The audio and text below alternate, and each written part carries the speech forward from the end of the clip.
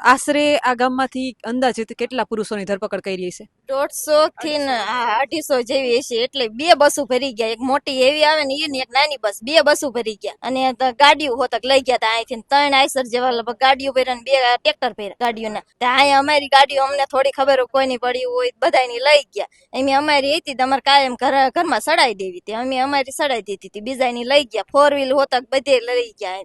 વાહનોને ડિટેન કરીને લઈ ગયા. હા.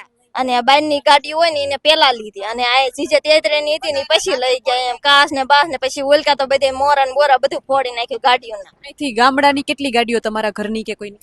કે અમારે અડખે પડખે ના હોય ને બધાને ખબર ન હોય ને, એમ એ તો બધા પૂર્યા છે એટલે એમને કઈ ખબર ન હોય. ગાડીઓ બિચારાની એમની જ હોય ને, એમને છૂટા કરે તો એમને ખબર હોય ને કે અમારી ગાડીઓ છે.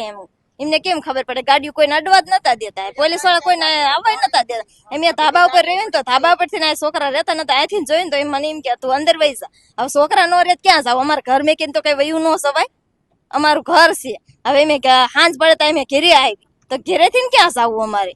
એમ હાનનું ધાબા ઉપરથી ને લઈ ગયા. તો એમને ઈ હક ન લાગે, એમને પેલા પૂછવું પડે કે ભાઈ શું છે ગુનો, કઈ અમને વાતચીત ની ખબર નહીં. અમે ઉપડ્યા છીએ, અમારે કઈ જમીન છે ને અમે હીરા ખાવી છીએ, તો અમારે હીરા ઉપર અમારે ખેડૂત ને અમારે શું ફેર પડે? કઈ લાગવા કે નહીં એમ.